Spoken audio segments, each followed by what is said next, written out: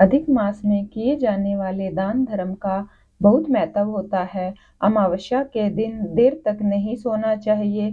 इस दिन सुबह जल्दी उठकर स्नान आदि से निवृत्त होकर पूजा घर में घी का दीपक जलाएं। अमावस्या पर भूत प्रेत पिशाच निशाचर जीव जंतु और दैत्यगण ज्यादा सक्रिय रहते हैं। इस कारण नेगेटिव एनर्जी हमारे चारों ओर एक्टिव रहती है। इस दिन किसी सुनसान जगह पर जाने से बचना चाहिए। अमावस्या के दिन घर में लड़ाई झगड़े से बचना चाहिए और ध्यान रखें कि अमावस्या पर घर पर कलह ना हो। शांति का वातावरण बनाए रखना चाहिए। अगर आप घर में अमावस्या पर अपने परिवारजनों से दुर्व्यवहार करते हो तो पितरों की कृपा नहीं मिलती। इसलिए घर में शांति का वातावरण बनाए रखना बहुत ही आवश्यक होता है। अमावस्या के दिन ब्रह्मचर्य का पालन करने से संतान के जीवन में सुख शांति बनी रहती है, उन्हें हर क्षेत्र में सफलता मिलती है। आइए अब सुनते हैं अमावस्या की व्रत कथा।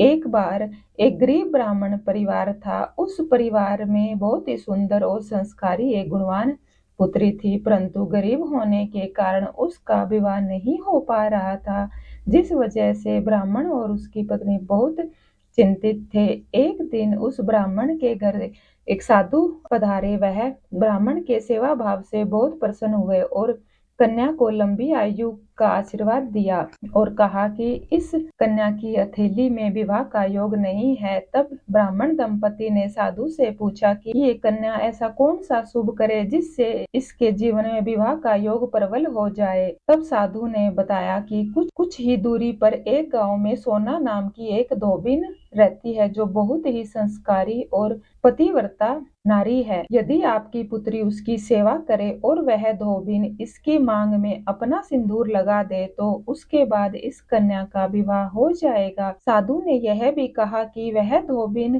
कहीं आती जाती नहीं है, वह हमेशा अपने घर पर ही रहती है। ऐसी बातें सुनकर उसने अपनी बेटी से धोबिन की सेवा करने के लिए कहा। अगले दिन प्रातःकाल ही कन्या अपना मुंह ढक कर सोना धोबिन के घर जाती है और उसके यहाँ साफ सफाई और अन्य सारे काम करके फिर वापस अपने घर आ जाती है। यह कई दिन तक ऐसे ही चलता रहा। एक दिन धोबिन अपने बहू से पूछती है, तुम तो सुबह ही उठकर घर के सारे काम कर लेती हो और मुझे पता भी नहीं चलता। बहू ने कहा, माँ जी, मैंने तो सोचा सुबह उठकर आप ही सारे काम खत्म कर लेते हो, मैं तो देर से उठती हूँ। इस पर सास बहू निगरानी करने लगे कि ऐसा कौन है जो सुबह ही सारा घर का काम करके चला जाता है।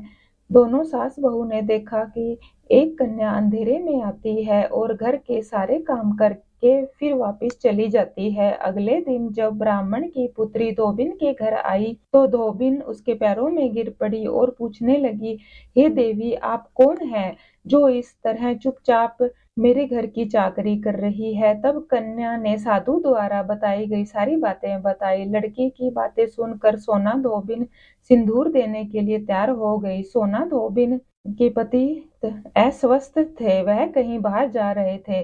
तब उसने अपने बहू से कहा कि मेरे लौटने तक मैं घर पर ही रहना। सोना धोबी ने जैसे ही अपनी मांग का सिंदूर उस कन्या की मांग में लगाया, उसका पति मर गया। उसे इस बात का पता चल गया था कि उसके पति अब जीवित नहीं है, इसलिए वह घर से निर्जल ही चल पड़ी। उसने सोचा कि रास्ते में कहीं पीपल का पेड़ मिलेगा तो उसे पानी देकर उसकी परिक्रमा करके ही मैं जल ग्रहण करूंगी। उस दिन अमावस्या थी। ब्राह्मण के घर से मिले पकवान की जगह उसने ईंट के टुकड़ों से 108 बार भवरी देकर पीपल के पेड़ की परिक्रमा की और उसके बाद जल ग्रहण किया। ऐसा करते ही उसके पति जीवित हो गए।